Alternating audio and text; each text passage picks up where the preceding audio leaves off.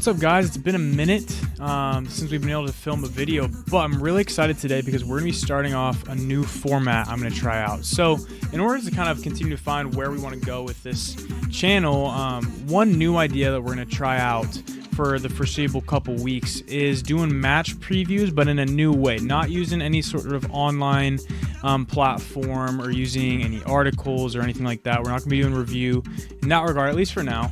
What we're going to be doing instead is we're going to be using FC25 and the live start career mode, which is a really cool feature where you can just jump straight into where a team is in their season with all the same details, the players that are injured, the squad as it is, the place they are on the table, all that good stuff, and sim the matches. So what we're going to do together is we're going to kind of just build a team. We're going to build a team in team management, make a squad with the players that are available, so we're not going to be cheating in that way. And then we're going to see what goes on, what happens with the sim. Kind of just have a good time together. So in order to do that, let's hop over and let's look at FC25. All right, guys. So if you look here, this is the live start career point, and everything's really pretty accurate. It has, don't mind my dog in the back. There he goes.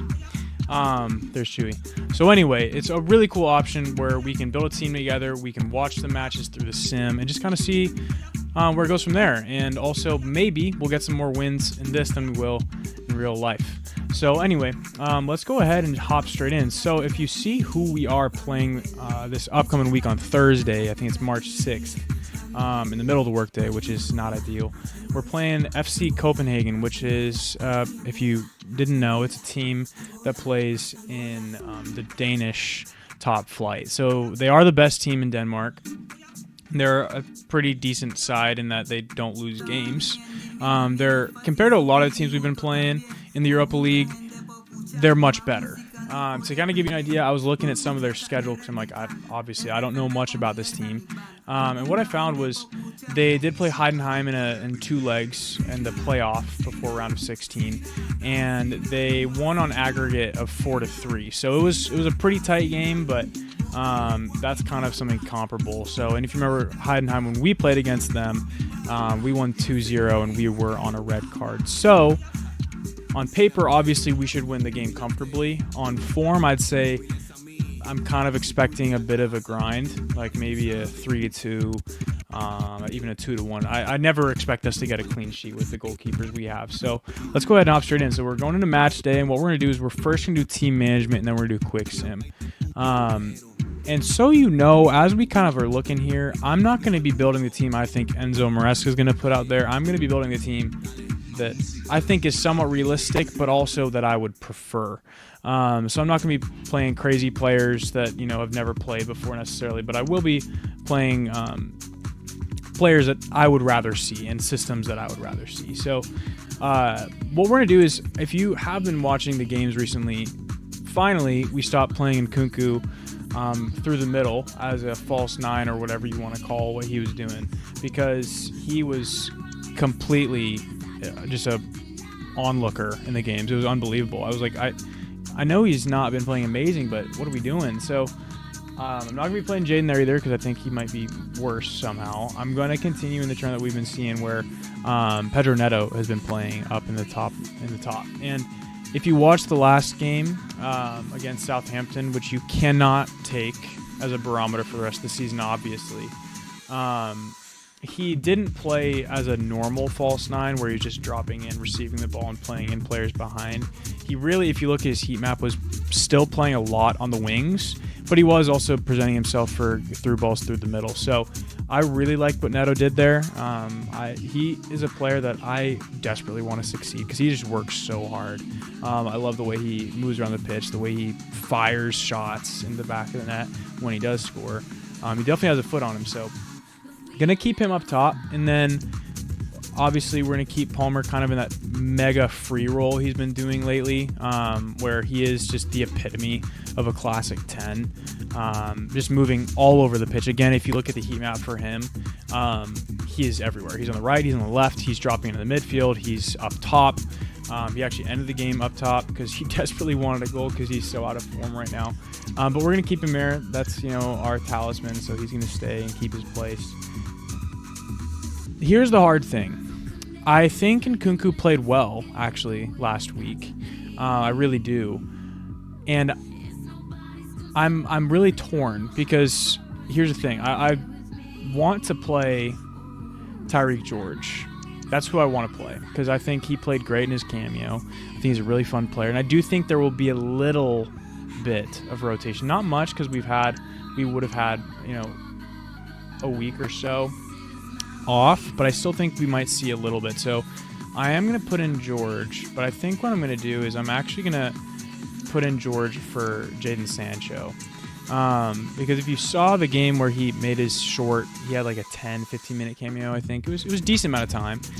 He did play a little bit on the right. I know we prior had really only seen him on the left, but he can play on the right, and he's it's a little bit more classic style because he is a right footer playing on the right. Imagine that. So more prone, I actually think, to deliver the ball into the middle than to cut in and always take a aimless shot. So I'm going to give him a shot, and I am going to give Nkunku another game. The reason for that is not because I'm a massive Nkunku fan. If you know me, you know I'm not. Especially based off my opinion, some attitude problems I think he's had in the last month or so. The reason I'm giving him the game is because he has played well the last couple weeks. And what I mean is in Aston Villa, he had at least a good half. The second half he was a little bit MIA, but then this game against Southampton, I thought he was great. He was both producing opportunities as well as making them himself. He got a goal and an assist, of course. And he put his body on the line to an extent for that goal too. So I want to put him here because we need him to produce. And I think this could be a good opportunity to kind of continue to get him moving in the right direction, continue that momentum. And then in the middle, in kind of the engine room, we're going to keep it the same because what are the other options? We're not going to be playing Amugu, even though it was fun to see him on the weekend. We're definitely going to keep Caicedo and Enzo because I think both of them have been playing well. I would love to see Caicedo maybe not getting his every game yellow card. I would love that, actually. But, he's great other than that. And then Enzo I've actually been really happy with him lately. He's been showing heart, which some of the other guys have not, I think, over this terrible spell. Sometimes he's a little bit rash when he does that. I think he makes some stupid decisions, but at the same time, I can see that he cares, especially that game against Villa. So I'm going to continue to give him minutes because, again, we're not at the point anymore where the Conference League is some practice session. These are going to start to be at least decent teams, and also, frankly, if we don't win the Conference League, that's going to be an absolute travesty. So we need to put out strong teams, and I think we will put out strong teams. So in the back, for left back, I'm going to keep Cucurella because who else can we put there now that we let go of Renato Vega for who knows what reason. So we're going to keep Cuckoo there. We are going to keep Colwill in because kind of similar to Nkunku in a different way. He actually had a really good game at Southampton, and I want that form to continue because he has also been terrible the last handful of weeks, and we don't want to have bias to our Cobham guys. He's played poorly, but he did play well last week, so we're going to keep him in.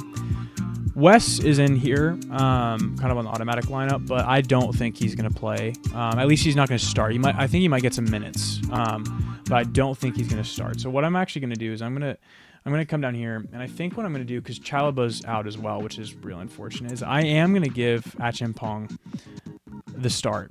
And the reason for that is because I actually think he's been really decent the times he's come on. He just hasn't gotten to come on much.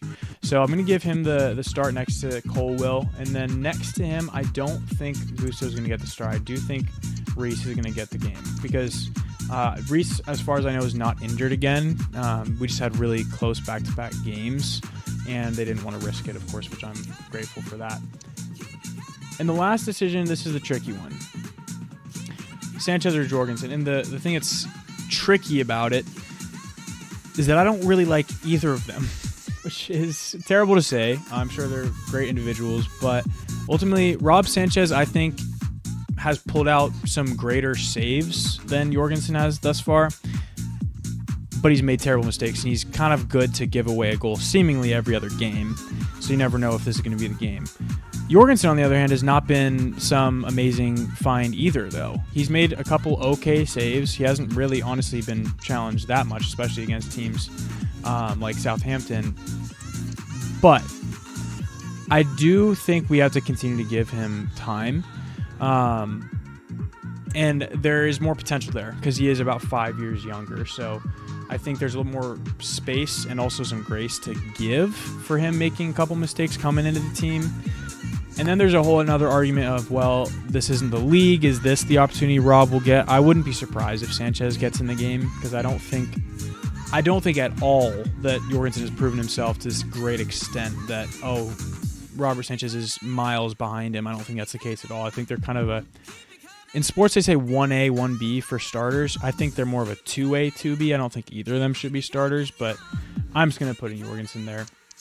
And then as for the bench, I don't care too much about this, but let me see if there's any players I think actually might get some time. Look at the amount of injuries on this squad. Isn't this unbelievable? So I guess we're not putting anybody in there. Benoit is not actually back. So we're going to keep the bench as it is.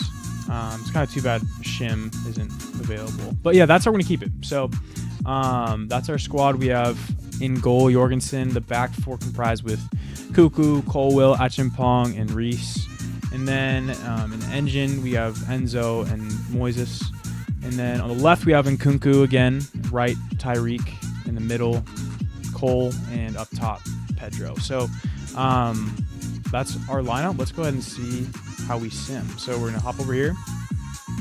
We are going to quick sim. So this is going to go straight to the results. So no questions asked. Let's see how we do. And this is also simming on Legendary. So hopefully it goes all right. And there you go.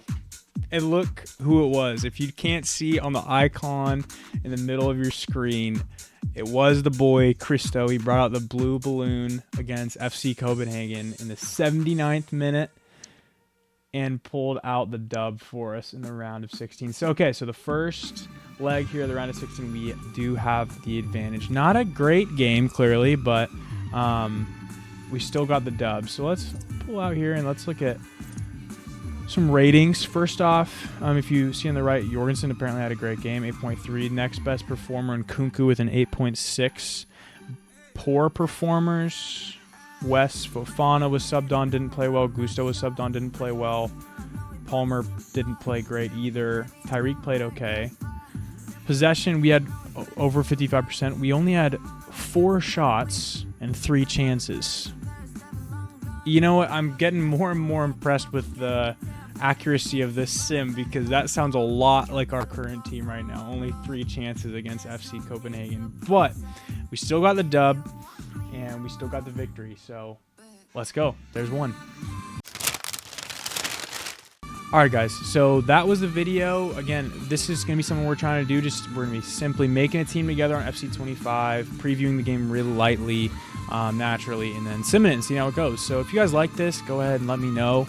If there's other things you'd like to see kind of integrated in this format, also let me know. And I'm excited to continue moving forward and making some fun videos. So you can hopefully be expecting kind of the coming weeks leading up to, especially in the weekends, these kind of previews. So up the Blues and let's see what happens against Copenhagen.